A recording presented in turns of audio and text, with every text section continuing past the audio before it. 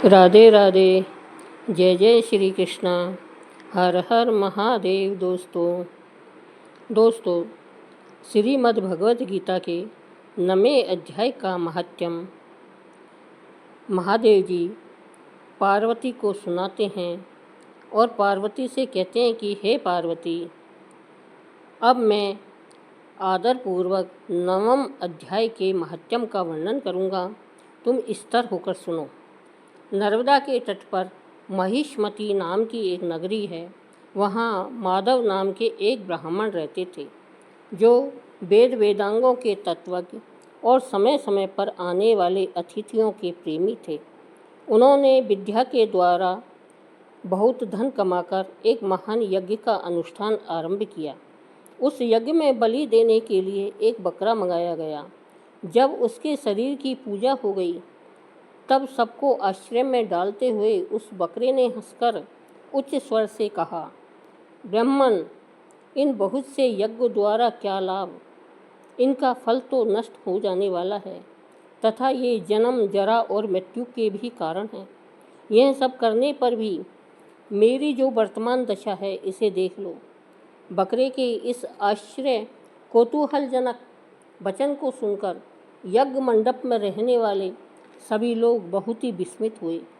तब वे यजमान ब्राह्मण हाथ जोड़कर अपलक नेत्रों से देखते हुए बकरे को प्रणाम करके श्रद्धा और आदर के साथ पूछने लगे। ब्राह्मण बोले, आप किस जाति के थे? आपका स्वभाव और आचरण कैसा था तथा किस कर्म से आपको बकरे की योनि प्राप्त हुई है, यह सब मुझे बताइए।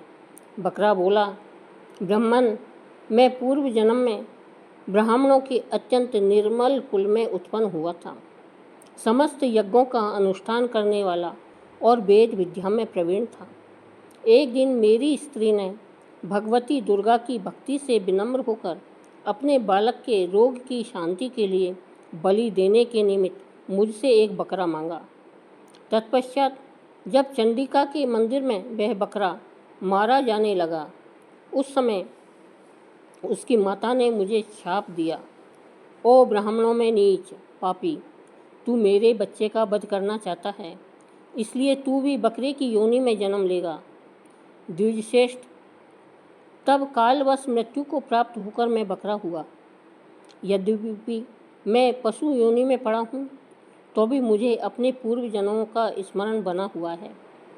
ब्राह्मण, यदि आपको सुनने की उत्कंठा हो तो मैं एक और भी आश्चर्य की बात बताता हूँ। कुरुक्षेत्र नाम का एक नगर है, जो मोक्ष प्रदान करने वाला है। वहाँ चंद्र शर्मा नामक एक सूर्यवंशी राजा राज्य करते थे। एक समय जबकि सूर्य ग्रहण लगा था, राजा ने बड़ी श्रद्धा के साथ काल पुरुष का दान करने की तैयारी की। उन्होंने वेदांग के पारगामी एक ब्राह्मण को बुलवाया और पुरोहित के साथ वे तीर्थ के पावन जल से स्नान करने को चले गए। तीर्थ के पास पहुंचकर राजा ने स्नान किया और 2 वस्त्र धारण किए। फिर पवित्र एवं प्रसन्नचित्त होकर उन्होंने श्वेत चंदन लगाया और बगल में खड़े हुए पुरोहित का हाथ जोड़कर तत्काल उचित मनुष्यों से घिरे हुए अपने स्थान पर लौट आए। आने पर राजा ने यथोचित विधि से भक्तिपूर्वक ब्राह्मण का काल पुरुष का दान किया। तब काल पुरुष का हृदय चीरकर उसमें से एक पापात्मा चांडाल प्रकट हुआ। फिर थोड़ी देर के बाद निंदावी चांडाली का रूप धारण करके काल पुरुष के शरीर से निकली और ब्राह्मण के पास आ गई। इस प्रकार चांडाल की वह जोड़ी आंखें लाल किए हुए निकली और ब्राह्मण के शरीर में हठात प्रवेश करने लगी। ब्राह्मण मन ही मन गीता के 9वें अध्याय का जप करते थे और राजा चुपचाप यह सब कौतुक देखने लगे। ब्राह्मण के अंतःकरण में भगवान गोविंद शयन करते थे। वे उन्हीं का ध्यान करने लगे। ब्राह्मण ने जब गीता के 9वें अध्याय का जप करते हुए अपने आश्चर्यभूत भगवान का ध्यान किया, उस समय गीता के अक्षरों से प्रकट हुए विष्णु दूतों द्वारा पीड़ित होकर वे दोनों चांडाल और चांडालनी भाग चले। उनका उद्योग निष्फल हो गया। इस प्रकार इस घटना को प्रत्यक्ष देखकर राजा के नेत्र आश्चर्य से चकित हो उठे। उन्होंने ब्राह्मण से पूछा, विप्रवर, इस महाभयंकर आपत्ति को आपने कैसे पार किया? आप किस मंत्र का जप तथा किस देवता का स्मरण कर रहे थे? वह पुरुष तथा वह स्त्री कौन थी? वे दोनों कैसे उपस्थित हुए? फिर वे शांत कैसे हो गए? यह सब मुझे बतलाइए। ब्राह्मण ने कहा, राजन, चांडाल का रूप धारण करके भयंकर पाप ही प्रकट हुआ था तथा वह स्त्री निंदा की साक्षात मूर्ति थी। मैं इन दोनों को ऐसे ही समझता हूँ। उस समय मैं गीता के 9वें अध्याय के मंत्रों की माला जपता था। उसी का महत्म है कि सारा संकट दूर हो गया। महीपते, मैं नित्य ही गीता के 9वें अध्याय का जप करता हूँ। उसी के प्रभाव से प्रतिग्रह जनित आपत्तियों के पार हो सका है। यह सुनकर राजा ने उसी ब्राह्मण से गीता के 9वें अध्याय का अभ्यास किया। फिर वे दोनों ही परम शांति यानी मोक्ष को प्राप्त हो गए। यह कथा सुनकर ब्राह्मण ने बकरे को बंधन से मुक्त कर दिया और गीता के 9वें अध्याय के अभ्यास से परम गति को प्राप्त हुआ। बोलो श्री कृष्ण भगवान की जय। उसके उपरांत श्री कृष्ण जी बोले, हे अर्जुन, तुम में ईर्ष्या नहीं है, इसलिए यह अति गुप्त शास्त्रीय ज्ञान और अनुभव तुमसे कहता हूँ। इसे जानकर तुम्हारा कभी भी अशुभ न होगा। यह ज्ञान सब विद्याओं में श्रेष्ठ तथा सब गोपनीयों में गुप्त एवं परम पवित्र, उद्धम, प्रत्यक्ष फल वाला और धर्मयुक्त है। साधन करने में बड़ा सुगम और नष्ट नहीं होता है। हे परंतप, इस धर्म पर जो श्रद्धा नहीं रखते हैं वे मुझे नहीं पाते हैं और इस मृत्यु युक्त संसार में बार बार लौटते हैं। मैं अव्यक्त हूँ और मैंने ही यह जगत प्रकट किया है। सब प्राणी मुझ में स्थित है, किंतु मैं उनमें नहीं हूँ। मुझ में भूत भी नहीं है। मेरा वह ईश्वरीय कर्म देखो, जिसमें मेरी ही आत्मा सब भूतों का पालन करती हुई नियमित नहीं है। जिस प्रकार सर्वत्र बहने वाली महान वायु समस्त आकाश में व्याप्त है, उसी प्रकार समस्त भूत मुझ में है, ऐसा जानो। हे कौन्तेय, सभी जीव कल्प के अंत में मेरी प्रकृति में आ मिलते हैं और कल्प के आरंभ में उनको फिर मैं उत्पन्न करता हूँ।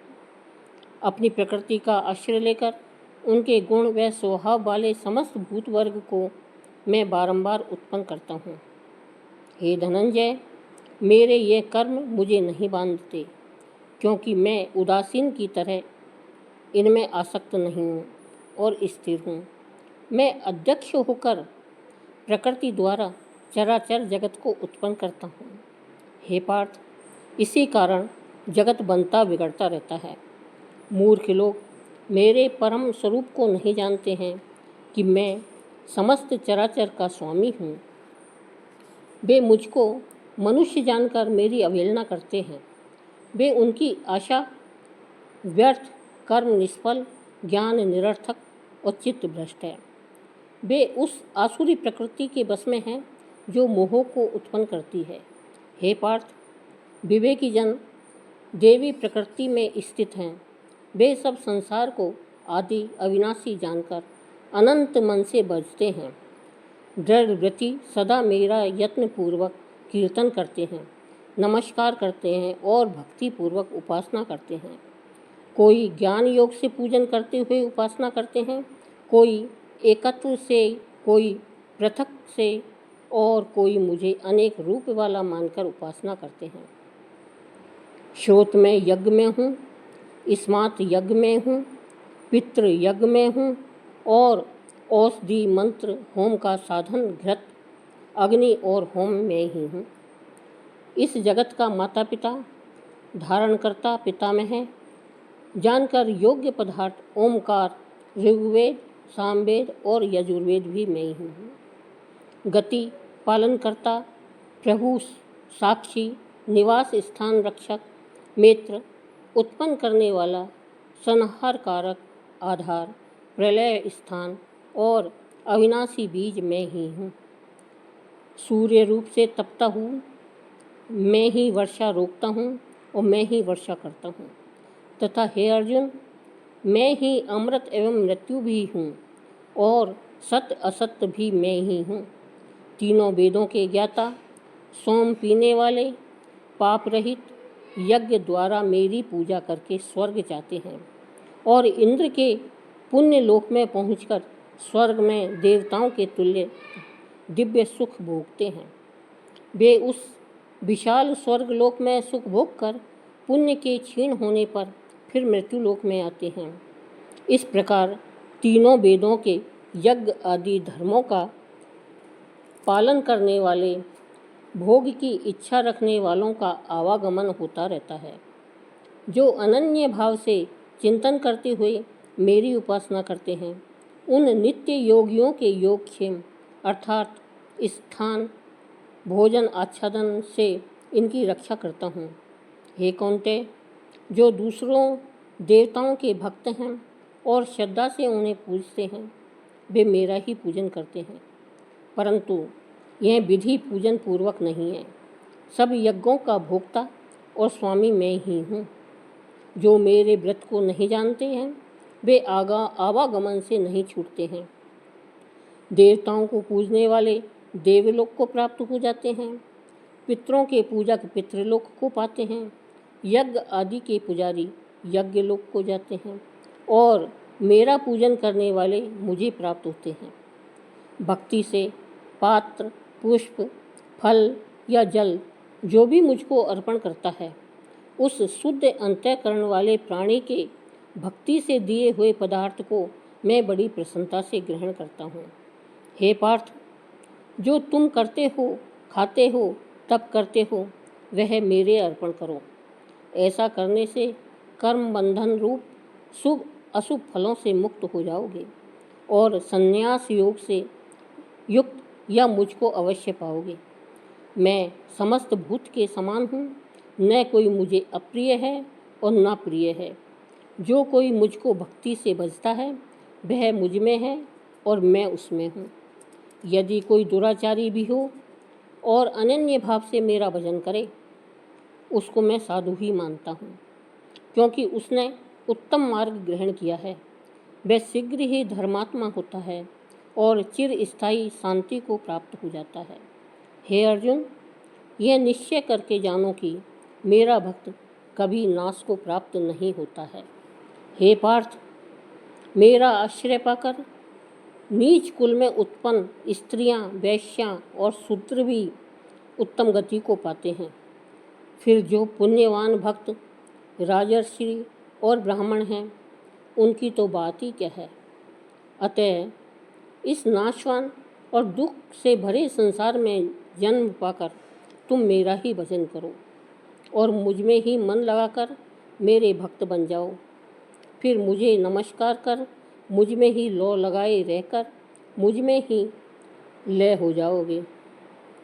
इति श्री भगवत गीता का 9वां अध्याय समाप्तम। बोलो श्री कृष्ण भगवान की जय। बोलो वासुदेव भगवान की जय।